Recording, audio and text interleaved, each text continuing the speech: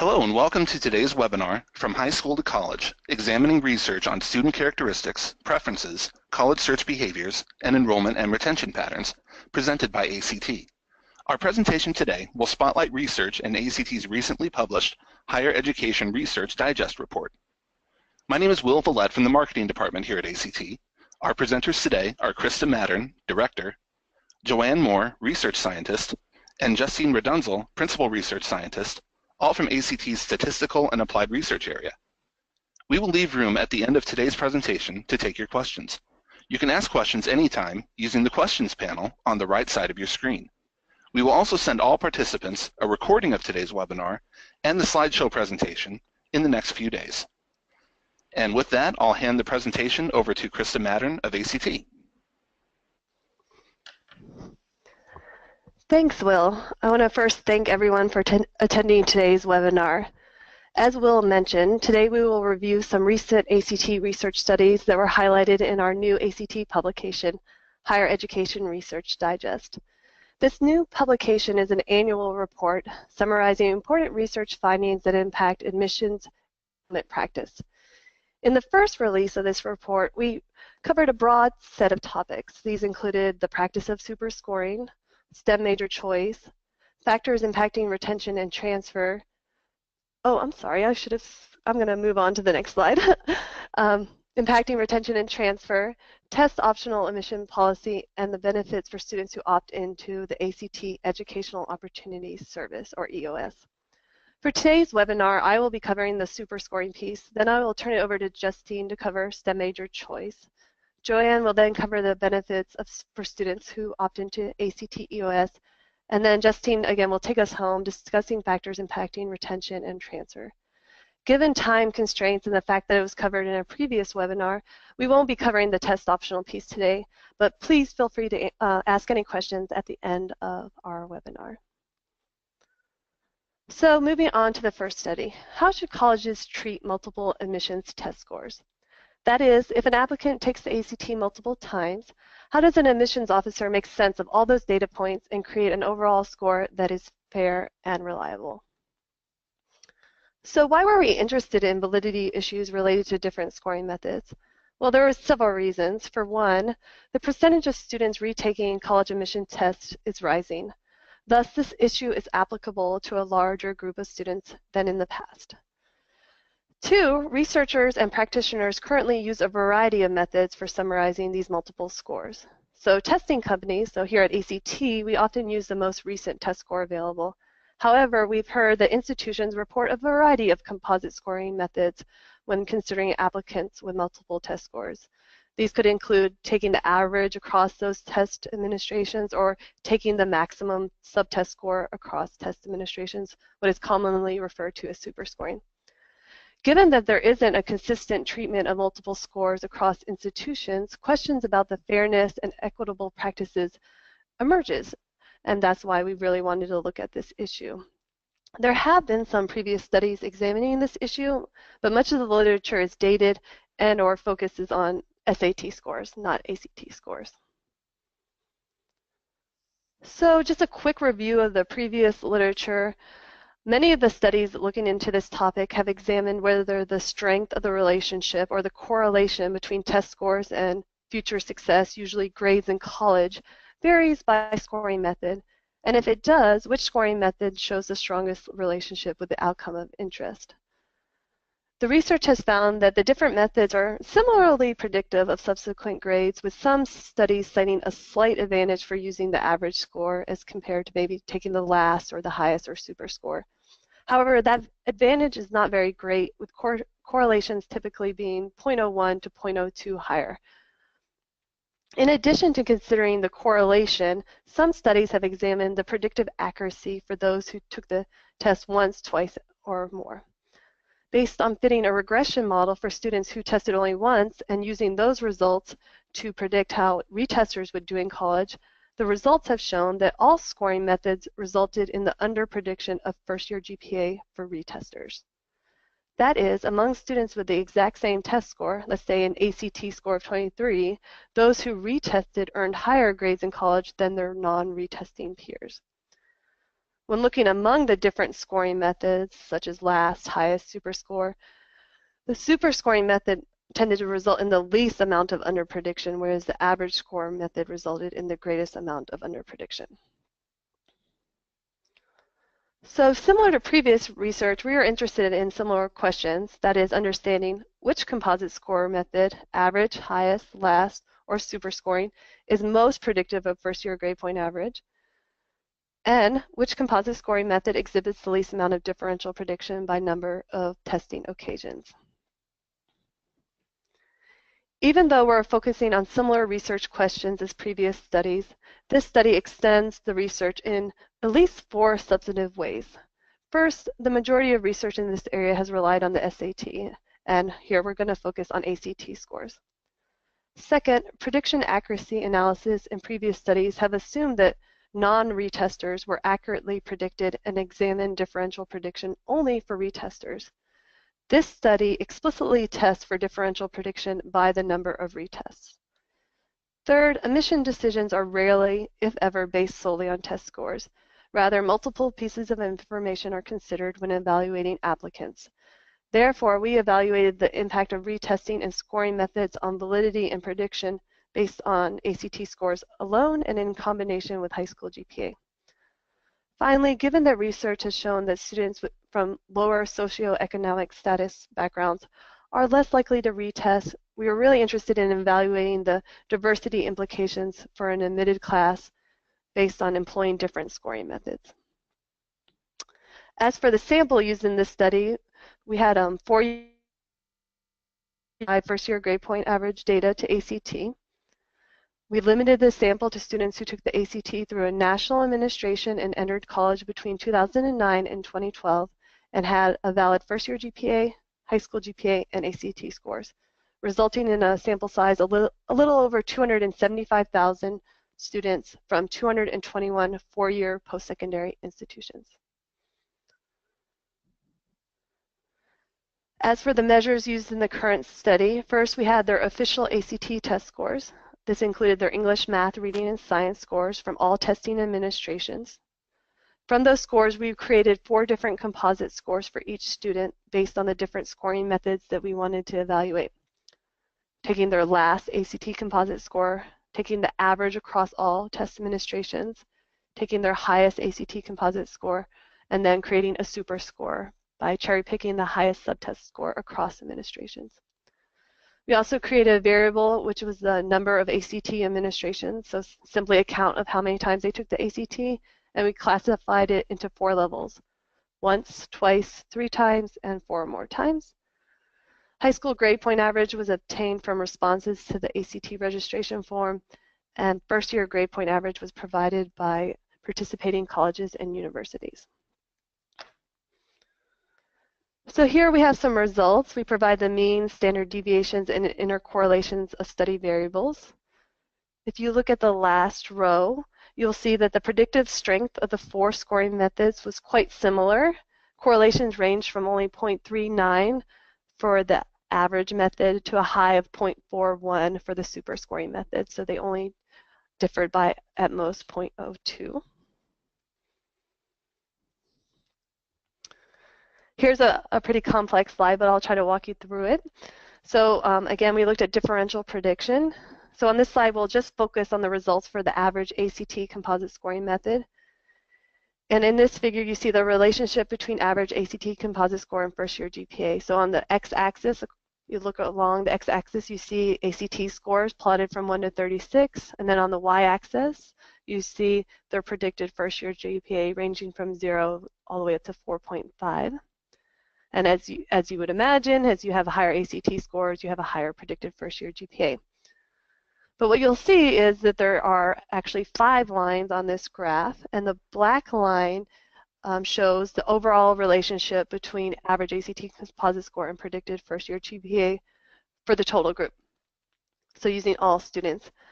The orange line represents students who took the ACT 1 time. The gray line, which is hard to see, it's under the black line, but represents students who took the ACT twice. The gold or yellow line for students who took the ACT 3 times, and then the blue line for those who took the ACT 4 or more times. As I mentioned, we see that students who took the ACT twice are accurately predicted as the regression line for the total group, and for those who tested twice are very similar. They lie on top of each other. For students who test only once, first-year GPA is over-predicted across the score scale range. That is, the regression line for those students falls below the total line, or the black line. Therefore, at a college and university, if you use the total model, predictions based on the total group would over-predict their first-year GPA.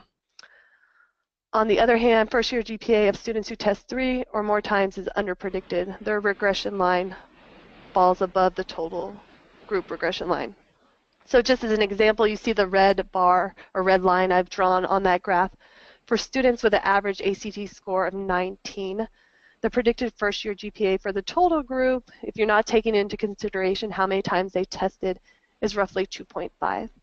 But if you actually model how many times they took the ACT, students who took it once, the predicted first-year GPA is lower, about a 2.3, whereas those who tested 3 or more times are predicted to earn higher first-year GPAs. So as we saw in the last slide, there was prediction error by the number of testing occasions for average ACT composite score. This slide summarizes this prediction error for all 4 scoring methods, where the blue bar represents results for the last ACT composite score, the orange for the average ACT composite score, gray for the highest ACT composite score, and gold for the super score. There's a couple things to note. First, these values are based on an ACT composite score of 23, so a typical student who has a 23.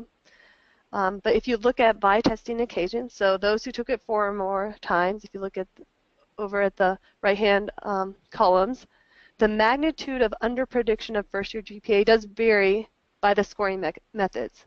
It's 0.26 for last, 0.32 for average, 0.23 for highest, and 0.19 for super scoring. So if you look within the number of times a student tested, once, twice, three times, or 4 or more times, you can see that the prediction smallest for the super scoring method and largest for the average method. Prior to running these analyses, one may have predicted, and the co-authors, myself included, thought that the super scoring method may result in the least valid scores and represent an inflated estimate of one's academic preparation. So you're cherry picking their best score. Does that overestimate how well prepared they are? However, the results suggest exactly the opposite. An alternative explanation is that super scores and number of retesting occasions reflect not only academic preparation, but also a motivational component. Specifically, the student who is willing to forego multiple Saturdays to sit for a 3-hour test is also the student who is likely to ask questions in college, visit their professor during office hours, and take advantage of any extra credit opportunities to ensure the best grade possible. In a similar vein, it has been suggested that high school GPA does not just represent one's level of academic mastery, but also non-cognitive components. With that in mind, along with the fact that high school GPA plays a prominent role in the college admissions decision process, we reran the differential prediction analyses, including high school GPA, in the model, and evaluated the extent to which differential prediction was reduced. And on this slide, you can see it did reduce the prediction error. For example, for the superscore model, the results we're showing on this slide, students who have a superscored ACT composite score of 23 and took the ACT 4 more times, first-year GPA is underpredicted by 0.19 for the ACT-only model as compared to 0.14 for the ACT and high school GPA model. Finally, we examined the diversity implications of an admitted class associated with using different scoring methods in one's admissions process. And we looked at it by 3 levels of selectivity. Institutions who admit the top 15% who are highly selective, top 50% who are moderately selective, and top 85% who are non-selective. The results indicated that the gender, ethnic, and income makeup is unaffected by the choice of scoring method. For example, for institutions that are highly selective, all scoring methods, last, average, highest, and super score, resulted in an admitted class that was 45% male, 4% minority, and 9 to 10% low income. So in sum, the results suggest that the various scoring methods have similar validity coefficients. However, prediction error did vary by composite method and number of retesting occasions. The current study indicates that as retesting increases, the magnitude of underprediction increases. However, this underprediction is minimized when superscoring methods are employed along with the inclusion of high school GPA. Such findings could help inform institution-specific admission policies and practices around the treatment of multiple test scores. I will now hand it over to Justine to discuss our research on STEM major choice. Yeah, so as Krista mentioned, the next topic is the role of achievement and interests in STEM major choice. So why the interest in STEM? Well, according to recent projections, employment opportunities in STEM-related occupations are projected to grow faster than the average of all occupations between 2012 and 2022, and this resulting in a projected increase of about 1 million STEM-related jobs during this period. There are concerns about there being a shortage of STEM graduates to fill these additional job openings. And so in response, new initiatives and programs are being increasingly implemented to promote STEM interest and participation among U.S. students. And just for one example, the Committee of Science, Technology, Engineering, and Math Education was established in 2011 with the goal of coordinating federal programs and activities in support of STEM education. That being said, based on data collected by ACT, it appears that there's considerable interest in STEM among students in the secondary pipeline. And this is based on results from our annual ACT Condition of STEM report, where for the 2016 ACT-tested graduating class, we found that roughly half of these students had expressed interest in majoring in STEM or had measured interest in STEM based on their responses to the ACT interest inventory. However, when we actually look at STEM enrollment percentages, the percentage of beginning post-secondary students who go on to declare a STEM major is actually significantly lower, and that being reported by NCES studies, with fewer than 30% actually declaring a STEM major in college. Such findings raise the question, why are students who are interested in STEM not pursuing a STEM degree, and what other individual characteristics, in addition to interest, can help explain STEM major choice? Therefore, the goal of the current study was to build a multidimensional model of STEM major choice. The definition of STEM being used in the current study was ACT's definition of STEM that we use in our annual Condition of STEM report. And that includes the following 4 STEM major clusters: computer science and mathematics, science, engineering and technology, and medical and health. A secondary objective of the study was to examine whether there were differences in the relevant predictors across the STEM major clusters. In the interest of time, we're not going to be able to go into those particular results, but they are available in the full research report for those interested. So to describe the study sample, briefly, data for the study consisted of roughly 91,000 students attending one of 43 four-year post-secondary institutions who had enrolled as first-time entering students in fall 2005 through 2009 and declared a major during their first fall term. The institutions were diverse with regard to institutional control, selectivity, and size. And overall, 39% of the sample declared a STEM major. The breakdown by STEM clusters provided here, and you can see that. And so the largest percentage was in science, and the lowest percentage was in computer science and mathematics. So what were the predictors included in the model for STEM major choice? Well, we included several different ones. For the achievement predictors, we included ACT STEM score, which is the rounded average of the ACT mathematics and science score. We also looked at the average ACT English and reading score as sort of an ELA-related measure. And we also had students' high school coursework and grades. And just to give you a feel for one of the coursework related variables that we considered, we looked at whether calculus was taken in high school.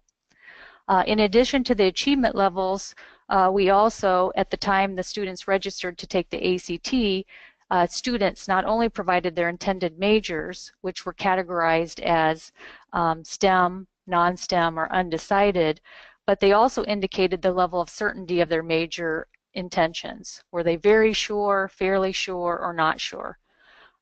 In addition to providing intended major, students had the opportunity to complete the ACT interest inventory, where the inventory is based on Holland's theory of careers.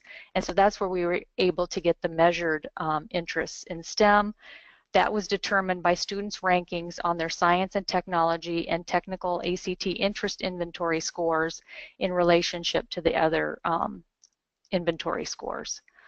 We also included demographic characteristics, and this ties into the fact that females and racial ethnic minority students have been found to be underrepresented in STEM. Next, highlighting a few of the findings. First, major intentions and level of sureness played a significant role in identifying which students are more likely to declare a STEM major. And that's what's being illustrated here in the figure, with intended major on the x-axis and major sureness represented by the different colored bars. And this is all after accounting for the institution attended and setting all the other predictors in the model to their sample mean values. So for this particular example, we see that students' chances of declaring a STEM major increased from 51% to 70% as the level of sureness of one's STEM major intentions increased from not sure to very sure.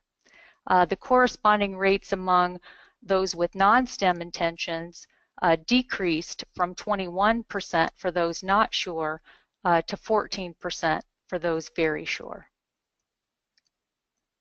Academic preparation in mathematics and science also matters too. The figure here is looking at the relationship between ACT STEM score on the x-axis and students' chances of declaring a STEM major. And from the figure, we actually see that the relationship depended upon students' major intentions, as indicated by the different colored lines in the figure. So specifically, the positive relationship between ACT STEM score and declaring a STEM major was strongest, and we see that as being the strongest based on having the steepest slope, among students with STEM major intentions, and that's the blue line. The weakest relationship was seen for students with non-STEM major intentions, and that's the green line. And for that group, we actually even see among students with higher ACT STEM scores that fewer than 30% actually go on to declare a STEM major. For the undecided students, we actually see that those with higher ACT STEM scores had over a 50% chance of declaring a STEM major during their first term. So taken together, the findings highlight the power of 3 for determining who's likely to go on and declare a STEM major. That is, students who are very likely to declare a STEM major if 1, they are STEM ready, as indicated by meeting the ACT STEM benchmark of 26 or higher, and they indicate that they plan to major in a STEM-related field, and they are very certain about their STEM intentions. For these students, their chances of declaring a STEM major range from 78% to 92%. So in sum, the decision to declare a STEM major is related to multiple factors. Today, in the interest of time, we primarily focused on only 3 of the predictors, but many of the other predictors were also relevant and also mentioned earlier. And as I mentioned earlier, many of these predictors differed across the 4 STEM clusters. The way we see that post-secondary institutions might be able to use this information is potentially to help with recruitment efforts, particularly if your institution is actively targeting potential STEM majors, or if you have enrollment goals to increase the number of STEM majors on your campus. The variables identified in the study could be used by the institutions in search criteria in such services as ACT's EOS, the Educational Opportunity Service, to help target specific subpopulations of prospective students. For example, Undecided students with high STEM scores appear to be a particularly fruitful pool of applicants to recruit into STEM. Another way we see this information could possibly be used by institutions is it may help in determining resource needs, such as lab space and course offerings in STEM. In light of the concerns of there being shortages of STEM graduates to fill the projected increase in STEM-related jobs, we also encourage post-secondary institutions to collaborate with local high schools by offering STEM-related programs and activities to foster STEM exploration, interest, and readiness among students in the education pipeline. This study focused on STEM major choice, but we've also found many of these same predictors to also be related to who's likely to persist and ultimately go on to earn a STEM degree. These additional studies are also available on our website. So that concludes STEM major choice. Joanne's going to go on and discuss our next topic. Thank you. I'll be discussing two recent research studies looking at the benefits of EOS for students. One is a technical brief looking at the impact of EOS on college enrollment, and the other is a working paper looking at the impact of EOS on students' consideration set, or the number of colleges they send their ACT scores to. The working paper is available on our website. Next slide, please. And the technical brief will be available in the next week or two. So here's the link to the working paper, and we'll get the link to the technical brief as soon as we can. So what is EOS? EOS is ACT's Educational Opportunity Service. Students can opt in or out when they register to take the ACT, and opting in allows accredited colleges and scholarship agencies to obtain student contact information. Search services like EOS are used by colleges to identify prospective students for marketing and recruitment. There are a variety of search criteria colleges can use when selecting students, including academic, demographic, geographic, college plans and preferences, and others. This way colleges can be strategic in what types of students they're looking for in order to build a diverse and successful student body and to achieve their enrollment goals. So we know that colleges benefit from student search services such as EOS. Our question is, do students benefit? So why do we think students should opt into EOS? Colleges use EOS for recruitment efforts. It's a way for students to get their name in the game, for them to make colleges aware of them. It's also an opportunity to learn about colleges and scholarship opportunities that students might not otherwise be aware of. And in particular, we think students that are uncertain of their college plans, students who lack knowledge and guidance in planning for college might benefit from EOS. So the purpose of this research is to provide evidence that'll back up these assumptions that it does indeed benefit students. The research questions I'll be focusing on is whether students who opt into EOS enroll in college at higher rates, and whether opting in increases the number of colleges in students' consideration set.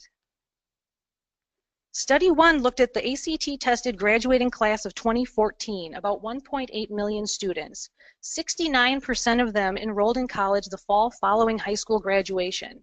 And we did see that students who opted into EOS were more likely to enroll in college than students who did not opt in. Specifically, 71% of students who opted into EOS enrolled in college, whereas 58% of students who did not opt into EOS enrolled in college. This chart shows college enrollment rates by EOS opt-in and ACT composite score categories. As you can see, across the ACT score ranges, students who opted into EOS are more likely to have enrolled in college than students who did. You can also see that as ACT scores increase, the percent overall who enrolled in college increases, which is probably not a surprise. We can also see that the difference in enrollment rates between students who opted in versus those who did not is larger for students with lower test scores. So the descriptive results show that students who opt into EOS are more likely to enroll in college. It's tempting to stop there, but we know that correlation is not the same as causation, and there may be other factors that cause students to opt into EOS and enroll in college at higher rates. Perhaps students who opt in are more motivated to go to college, and so they engage in a variety of behaviors to achieve that goal, and opting into EOS is just one of those behaviors. Ideally, we would conduct an experiment to randomly assign students to either opt in or opt out, and then we'd be able to make a causal inference about the effect of EOS. But we can't do that, so instead we can use statistical techniques such as regression to control for some of the factors that may be influencing EOS opt-in and college enrollment. For example, we know that students with higher ACT scores, higher parent income, and higher parent education are more likely to enroll in college. So we want to take these factors into account when comparing students who opted into EOS versus those who did not. Excuse me. This chart shows the results of a regression model. We can see that even when controlling for various student characteristics, we still see that students who opted into EOS enrolled in college at a higher rate than those who did not. Again, we see that students with higher scores are more likely to enroll in college, and that the difference in enrollment rates between students who opted in versus those who opted out are greater for students with lower scores. The second study looked at whether opting into EOS increases the number of colleges in students' consideration set. We used a recent change in ACT's opt-in policy in 2014 to conduct this research. Again, our goal is to use statistical techniques to try to infer causality because we can't randomly assign students to opt in or opt out. From 2007 to 2014, when students registered online to take the ACT, they saw a checkbox for EOS opt-in that was pre-selected, and students had to unselect the box to opt out. I'll refer to this group as the default opt-in group. In 2014, ACT changed the opt-in policy so students now see a yes-no response, and it is not pre-selected. A student has to make an active choice to opt in or opt out, and the question is required, so they must make a selection before moving on in the registration process. I'll refer to this group as the active choice group. This chart shows the impact of the policy changes over time on ES enrollment rates. As you can see, when we moved to the online registration system, where students were presented with that pre-selected box, there was an 11% increase in the percent of students opting into EOS. And when we changed to the active choice policy, there was a 9% decrease in the percent of students opting in. We think that some students may have unintentionally opted into EOS, either because they were not paying attention, or they were rushing through the registration process, or they simply skipped over the pre-selected box. This study focuses on the students that we believe opted into EOS unintentionally. Did these students send their ACT scores to a larger number of colleges than students who opted out? Two sets of student data were used to create the analysis sample. The ACT tested graduating class of 2014 is the sample of interest because this is the group in which some students may have unintentionally opted into EOS. The 2016 sample is used to create a model predicting whether students in the 2014 sample would have opted in or out. So we're using students who registered under the active choice policy to predict the behavior of students who registered under the default opt-in policy. We limited the samples to students who tested on a national test date, registered online, and first tested during their junior year of high school. This ensures that they would have been exposed to the online registration and that they would be more likely to have had their names selected by colleges using EOS and thus have a benefit of EOS.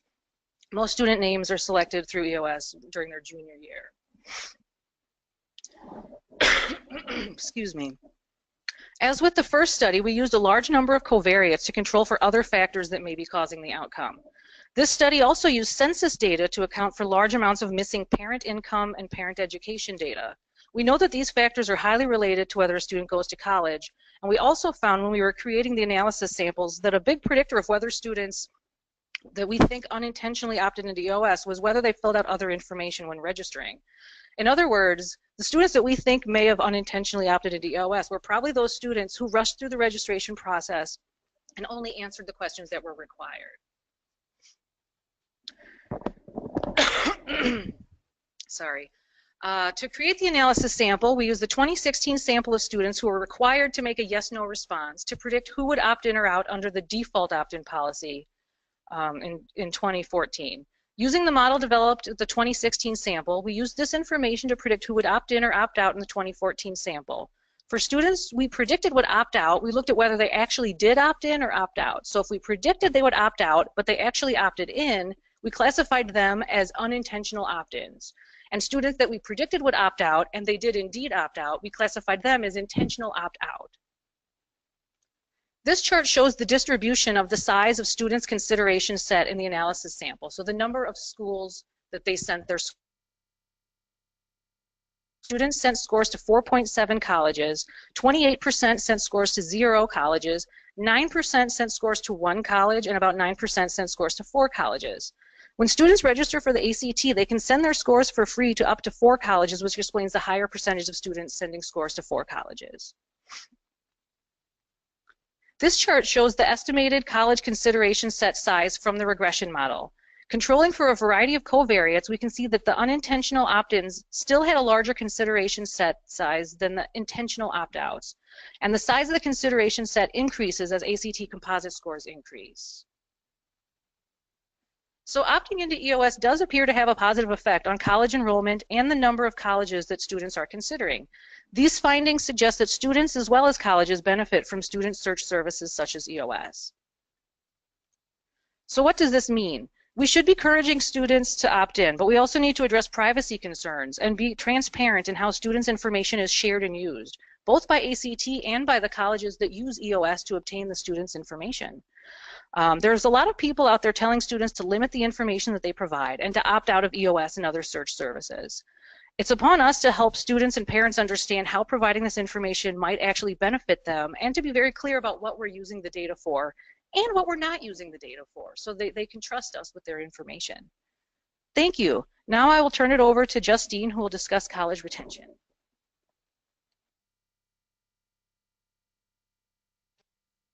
So the final topic for today are results from a recent ACT study that looked at using incoming student information to identify students at risk of not returning in their second year.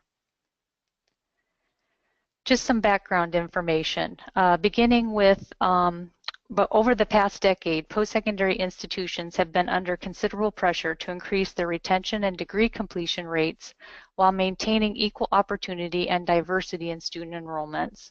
A recent NCES study suggests that degree completion rates within 150% of normal time from the initial institution attended are relatively low, and that being around 60% for four-year institutions and 28% at two-year institutions. Other research suggests that the largest share of students leave during their first 2 years. Here we provide a list of some of the factors identified by Tinto as influencing student retention. Some of these include pre-entry attributes such as academic readiness and demographic characteristics, where prior studies have suggested that those entering better prepared academically are more likely to be retained. It has also been noted that some underserved student groups are less likely to be retained than their peers. Another area is academic and social integration into college environment, and this seems to also play a role in student retention. Some choices that can help foster academic and social integration include living on campus, participating in activities, enrolling full-time, attending closer to home, and attending an institution that matches student preferences. For example, attending a college farther from home has been suggested in the literature to be negatively related to social integration and college adjustment, with these students being more likely to leave their initial institution and transfer to another institution closer to home. And then another area is external commitments, such as having to work many hours while attending college, can also influence students' chances of re-enrolling. Many post-secondary institutions have set up early alert or warning systems as a mechanism for identifying early on students most likely to struggle academically and or to encounter problems making the transition from high school to college and adjusting to college life and expectations. With this in mind, the current study looked at using incoming student information from the ACT record to identify early on students who may be at risk of leaving their institution in year 2. The study sample included more than 630,000 students from the 2014 ACT-tested high school graduating class who immediately enrolled in college in the fall of 2014. The study sample was restricted to institutions that had at least 50% of their incoming students who had taken the ACT to ensure that the ACT tested population reasonably represented the students or the institution's incoming freshman class. We included ACT-tested students from both 2- and 4-year institutions, and the initial enrollment in fall 2014 and subsequent enrollment in fall 2015 was made possible through data from the National Student Clearinghouse, and this was used to evaluate first to second year retention. So the typical retention rate was 76% for the 4-year sample and 60% for the 2-year sample. In the study, we actually looked at two types of student attrition from the institution's perspective, that being dropout, that the student was not enrolled in the institution in the fall of year 2, and that they versus that they transferred to another institution. As shown in the figure, we see that the typical dropout rate was more than 2 times greater for the 2-year sample at 30% than it was for the 4-year sample at 13%. Whereas for the typical transfer rate, we see that to be more similar between the two samples. For both samples, we examined a multidimensional model of retention. Here we list the various predictors that were included. For the academic preparation and achievement variables, we examined ACT composite score and high school coursework and grades. At the time students registered to take the ACT, they had provided information about their college intentions, such as did they plan to live on campus, did they plan to enroll full-time, did they plan to work while in college. They also had provided information about their college preferences.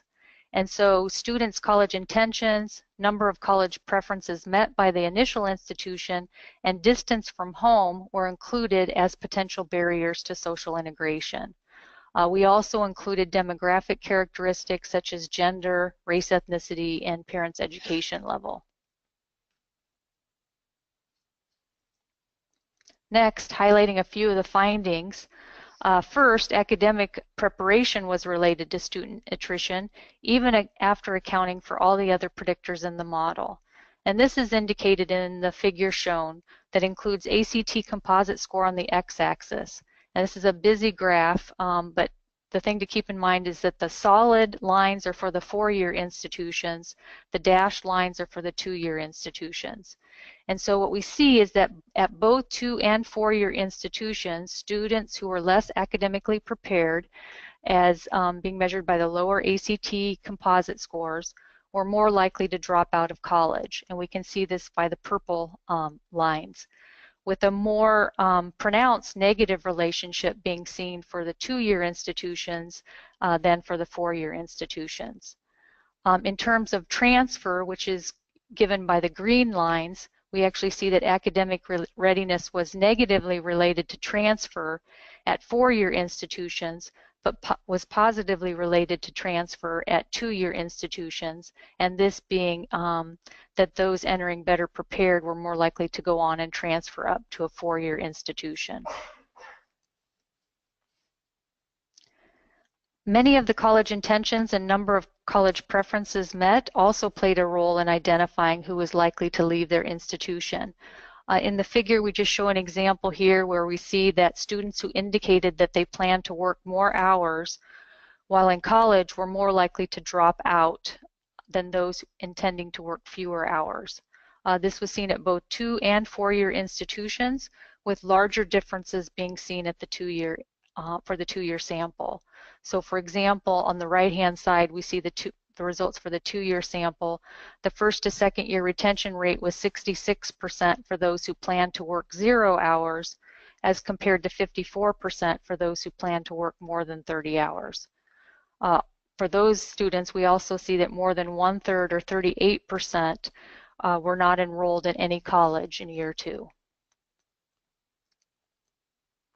For both 2- and 4-year institutions, attending an institution farther away from home was also found to be associated with lower retention rates, and that we see by the dark blue lines. And that being primarily due to these students having higher transfer rates, and that's indicated by the red lines. This finding suggests that if institutions are not already considering distance from home, that they may want to explore the utility of it in identifying students who may be at risk of leaving their institution. So in conclusion, the study findings illustrate how incoming student information available from the ACT student record is useful for identifying students at risk of leaving their initial institution and those who might benefit from additional academic and student support services upon entering college. The ACT student record contains many data elements that were not used in this current study, but that have been highlighted throughout today's entire presentation. So we hope that this provides you with some ideas about relevant information to capture from incoming student records, or that might be collected, say, at the time of onboarding that could be used to augment your early alert warning systems. We also see that such information could also be included into student-level dashboards to help faculty advisors learn more about their incoming students and equip them to better serve their advisees, including helping to guide some of the initial conversations. We also recommend considering other non-cognitive factors such as motivation and commitment to college, as these have been shown in other studies to help identify students who may be at risk of dropping out. We also wanted to just share with you that a majority of our research is made possible through various data exchange research partnerships that we have with post-secondary institutions and state departments of higher ed. So we just wanted to make you aware of several partnership initiatives that are currently underway. These are listed here in the slide. These opportunities are free and available to all institutions and state agencies. If you're interested in learning more, please reach out to Lakeisha Bates, our program manager, who's organizing and managing these opportunities. Information about these initiatives is also available on our website. So at this time, we're going to turn it over to Will for questions. Okay, thank you. We will get to questions here in a second. Just wanted to give everybody a quick reminder that next week you will receive a recording of today's webinar in addition to a copy of the report that we've been speaking about and a copy of the presentation that you've been seeing today. Go ahead and use the questions panel on the right side of your screen if you have questions of our presenters. We did have a few come in during the presentation. One of them is from John, who is looking for a clarification of what the ACT composite score is. It's what it's an average of. Right. So for the ACT composite score, traditionally it's just taking the average of the 4 section scores, subsection scores. So they again have an English, math, reading, and science. And so if you take the test once and you score a 20 on all 4 sections, you just take the average of all 4, which would be a 20. So add the 4 section scores together and divide by 4. So here we were talking about unofficial composite scores. For super scoring, it's cherry picking across the 4. So if I take it 4 times and I take my English score from the first one, my math score from the second one, my reading score from the third one, and my science from the fourth, and taking those 4 scores, averaging them, adding them together and dividing by 4. Okay, we've got a question from James, who wanted to know about ACT's stance on super scoring, whether the SAT is super scored more than the ACT, and what ACT has to say about super scoring. Is that something that we push? Right, so currently on our website there's language around that it should be evaluated by individual institutions, colleges and institutions. In terms of prevalence, it's unclear to us. College Board actually did a survey a while back. It's been over a decade surveying colleges about what their practice is, about whether they super score or not. We just heard from that survey and from institutions that we partner with that it's a common practice, and we were concerned that it may not be valid. And as I mentioned during the presentation, our actual hypothesis is that it would overestimate their true ability, and that's not what we found. It actually was a valid estimate. And my hypothesis is, as I mentioned in the presentation, is that it covers some non-cognitive components. These kids are driven. They'll do anything they can to get that higher grade, and they'll probably do anything they can in college to succeed. And so I'm not saying we advocate for super scoring, but I think more from a research perspective, we're trying to understand why these kids are actually underpredicted, and should other factors be taken into consideration in the admissions process. I mean, other factors are already taken into consideration through letters of recommendation. I bet a lot of those motivational components are included there. And so again, we want to look at that more. Okay, we've got a question from Montgomery, who wants to know if ACT is going to change its policy and go toward a score average rather than using the most recent score in the college snapshot. That's a great question. That is the conversation we have not had. Again, the reason we use most recent is because it makes sense. It's the most proximal, right? So when we're doing the prediction models, we want to look at this is where the student is and predict how they're going to do in college in some future event. And we use the most recent is because there could be learning that occurred over time, so they took it 2 times and then they had their senior year and learned a lot more math, and it makes sense from a theoretical perspective. But it's a good question, and it's a conversation that we should continue to have about reporting. But I don't think it's going to change anytime soon. Okay. We had a question from Kim about whether a list exists of colleges that do super scores, either something that we compiled or something that is out there. Is there an easy resource to find who super scores and who does not? So again, there's the College Board survey that's kind of dated, and then when we were writing up this study, what we had to do was go online, and actually there was a website, there was some third-party independent source that was compiling that information, but I don't know about the completeness of that list. But offline, if that person wants to reach out, I can share where we found that information. Okay. Is there any data available in terms of what kinds of colleges use super scoring, private versus public, large versus small, etc.? Again, that list, it has the college names. I don't know if it broke it out in terms of aggregating it by characteristics, but again, we can share that list. Okay.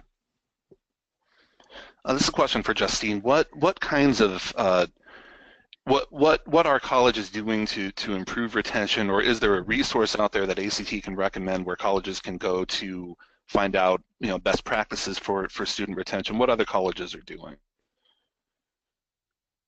I think, well, one of the things that I tried to highlight in the presentation is that they're trying to use early alert warning systems, trying to get sort of a holistic view on students so that they're able to get students hooked up with services and supports that can help benefit them early while the benefits have a chance of working instead of waiting till it's too late and the student becomes in academic jeopardy or something like that.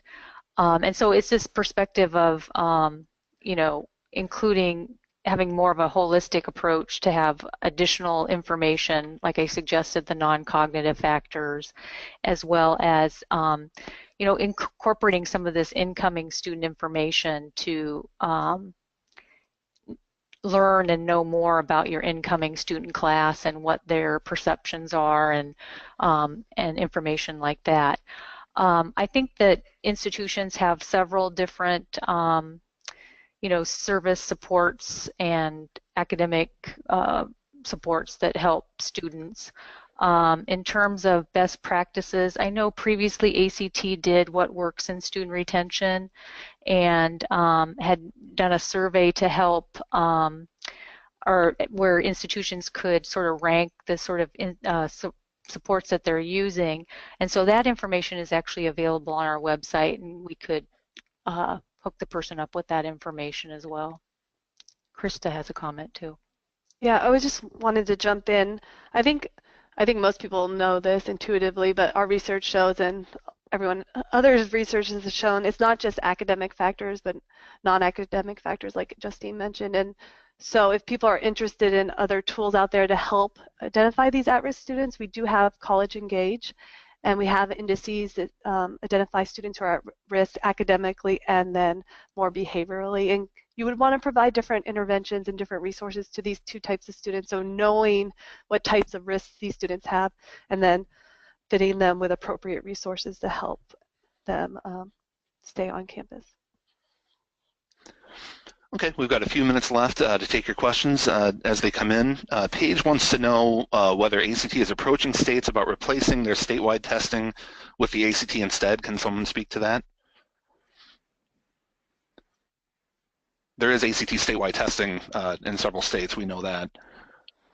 Right, so many states have approached us, and we're more than willing to work with states through ESSA and peer review, and we're currently doing that with a couple states now. So I think that's a conversation that we would be very open to have. Okay. I've got a question from Mark who wants to know if ACT has done a study on remediation free and retention.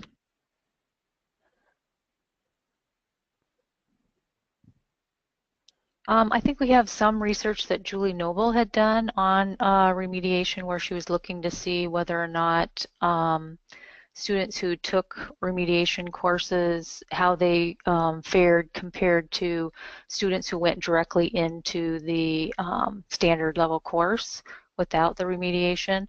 And so that information is, or those research reports are available on our website and can be shared. Okay. I think that's about all the questions that we are getting here today. With that, I'd like to thank Krista, Joanne, and Justine for presenting our webinar today. I'll remind all of you that you'll receive a recording of today's presentation and a slideshow in the coming days, along with links to reports and information contained in the presentation, including the ACT Higher Education Research Digest. If you enjoyed today's presentation, please follow ACT on social media to learn about upcoming webinars and special events. You can find our social media channels at www.act.org/social. Thanks again for joining us, and have a great day.